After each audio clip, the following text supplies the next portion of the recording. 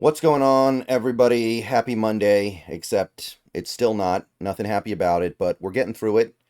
And we got plenty of stuff to talk about with these Seattle Seahawks. We got a lot of stuff we got to get into with this team, and we've got a limited amount of time to do it. So, I I want to talk about the defense in this video because to me, that is the side of the ball that is really just inexcusably and unacceptably atrocious right now. Like the offense, I got big problems with the offense too. But at least I can say that Giants defense is pretty good. They've got some nice talent on that side of the ball. I don't think it's unforgivable to struggle against that Giants defense. The Seahawks defense gets some key players back from injury and then goes out there and just gets whipped by a Giants team with no Malik Neighbors and no Devin Singletary. Excuse me. So that's what I want to talk about in this video. That's what I want to get into here because that is not sitting well with me. And that's what really concerns me right now more than anything going on with the offense. So I pulled up some charts here and I want to give credit to the Seahawks Today account on X.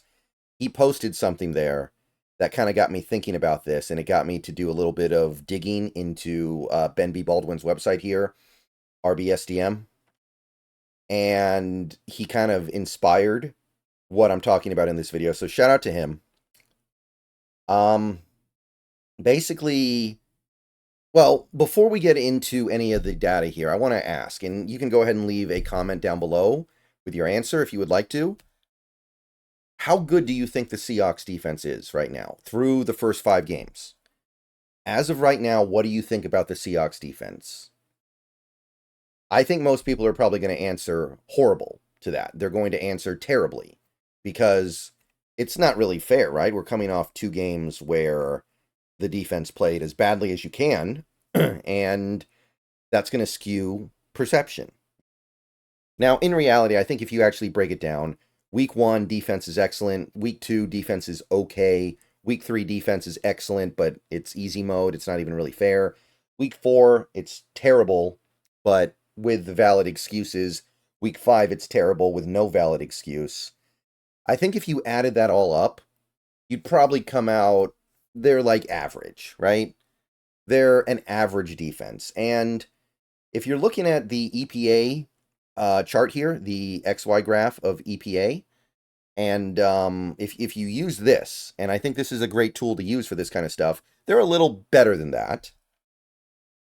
But we have to remember they're playing substandard offenses. So I think that average would be about right. I think if you pulled them down a little bit to the left and down because of their strength of opponent, you'd arrive at them being about average. And I think that's probably about fair as a body of work.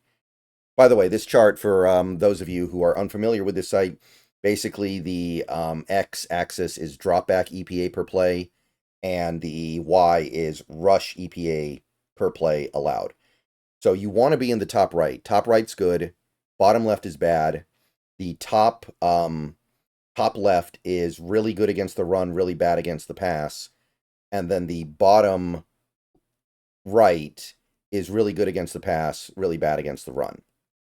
So you look at this and you're like, okay, the defense adjusting for opponent, and that's kind of the issue with EPA. It doesn't adjust for opponent.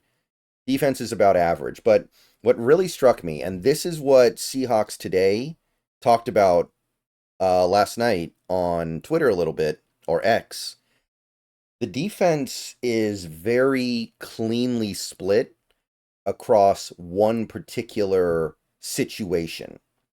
And it's this. This is the data that Seahawks Today posted yesterday. When you reduce it to 3rd and 4th down, the Seahawks defense is the best in the league by far. So not only are they the best run defense by a long shot, they are basically tied with the Bears for the best drop back EPA per play. So they are practically lapping the field in EPA per play allowed on 3rd down and 4th down. Now, the reality is this chart is a little bit misleading because it's looking at the fumble touchdown, the Sonny Gray play, or Eric, is it Sonny Gray or Eric Gray? Whatever, one of the Grays, he fumbles on fourth down, the Seahawks score a touchdown.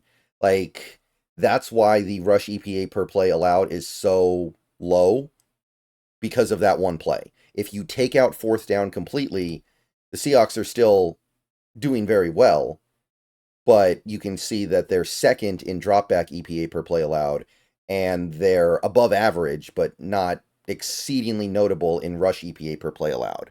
So, okay, we can kind of sort of say this is skewed because of the one play, which was so incredibly successful on fourth and half a yard from the goal line.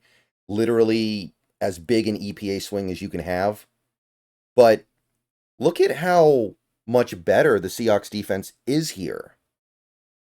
So when they get to third down or fourth down, the team is absolutely killing it.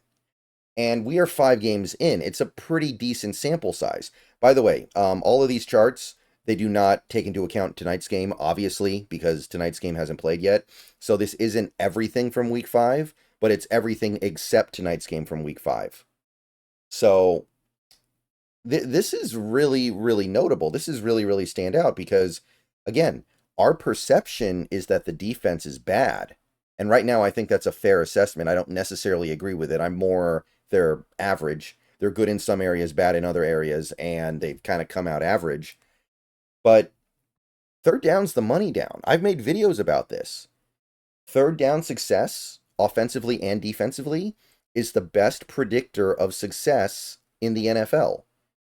So when you take a look at something like this, you would think the Seahawks are just roasting fools, that they're winning all their games, because they're immensely successful on the money downs. Now, can anyone guess why the Seahawks defense is not particularly good despite this? Well, it's pretty clear and obvious. We go over to this chart, which cuts it down to only first down and second down. So we get rid of third and fourth down completely. We're just first down, second down.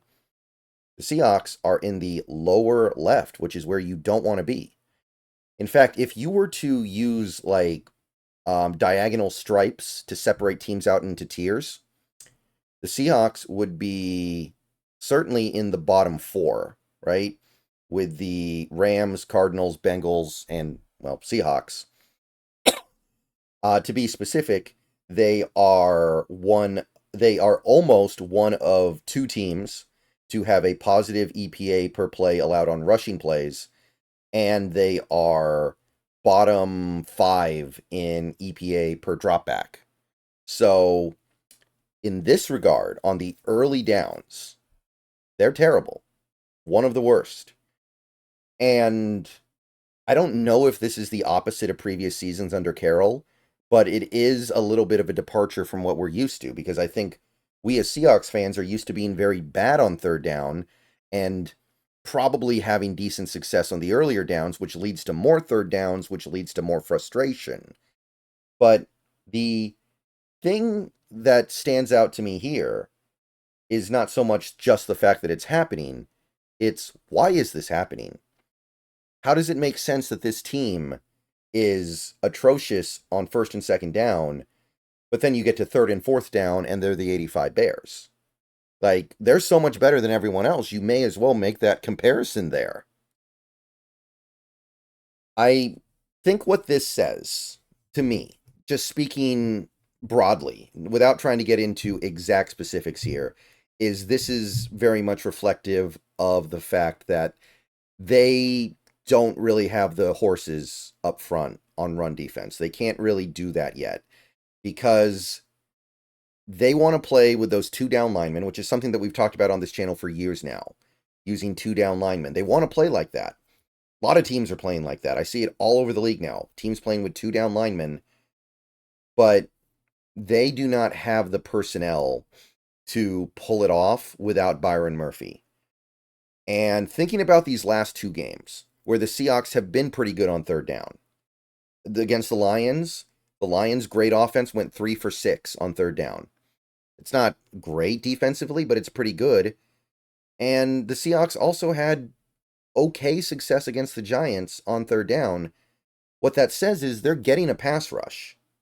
Maybe not so much in this most recent game, because it was it was certainly a game where you lost your top edge and you already didn't have your second best edge. I understand all that. And you were kind of down to it a little bit, and you didn't get as much pressure as you would have liked. But overall, we're getting the pass rush. And I would say this, the thing that I'm going to hang my hat on here, the silver lining, the thing that encourages me, is that is the most important part of defense in the modern NFL until it changes.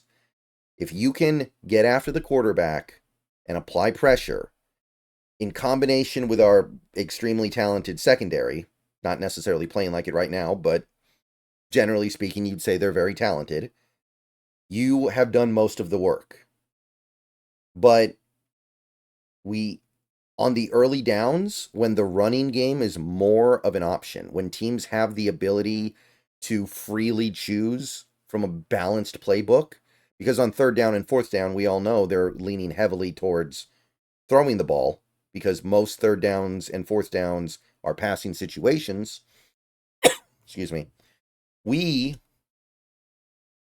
cannot handle those situations because we cannot get into our run fits effectively. I think that's one thing that really stood out about this Giants game. The run fits were terrible. Linebackers going into the wrong holes, wrong gaps over and over and over again. And I'd say maybe even bigger than that, we're playing with these 2-down linemen, and they're not doing a good enough job taking on double teams, which means blockers get up to our linebackers, and our linebackers are not good enough to handle those double teams, so they get wiped out of the play, and you've got a lot of room in the middle. So I think what this is, ultimately, the thing I'm coming back to, is that the Seahawks need their best players to have success. And right now, McDonald is not, either he's not good enough, or he's not willing to, or he's unprepared to, or whatever, adjust for not having his best players. And that's a statement on him right now as a coach. He's not there yet. It seems to me that looking at that game yesterday, the Seahawks kind of played it as if they had Big Cat and Byron Murphy out there on a lot of plays. Because those guys are so good, particularly Murphy when it comes to eating up double teams. Maybe not so much Leonard Williams, but either way, both guys are very, very dangerous and draw double teams a decent percentage of the time. We know Murphy does. We've talked about that a little bit before. That it makes it so that having those 2-down linemen is not that big of a deal. You can get away with it because they absorb double teams so well and they draw so much offensive attention that your linebackers can stay clean even though they don't have an abundance of guys in front of them. And when you don't have those guys, this is what you get. You get the early down results because the other team can afford to be balanced and they can just run the ball and you're not doing anything to adjust for it. Like in yesterday's game, the Seahawks, I made a video about this, did not call anyone up from their practice squad. In hindsight, maybe you needed to call up a nose tackle like Matt Gotel or Quinton Bohanna and play 3-down linemen just to try to keep your linebackers clean. I think that was a big stitch up there, but I think that McDonald wants to have his two big guys up front, Big Cat and Murphy, and he kind of coached this game as if they were out there. And that's obviously a poor statement on him because we didn't have those guys and we knew it. But I think it's a statement to say that this team is not yet good enough and not yet well implemented in their scheme and strategy to be able to survive those injuries. So what I'm trying to get at here is I think Murphy does bring this all together because of his ability to draw so much attention as a interior down lineman. So we need him back, and you can see the big effect he's having here. Even though it's not always showing up in the stat sheet. Like, I'm looking at this stuff, just trying to understand it. I think that we need Murphy just to survive up front, or else we just get run on the way we did the last 2 weeks. All right, see you guys later. Go Hawks. Let me know what you think.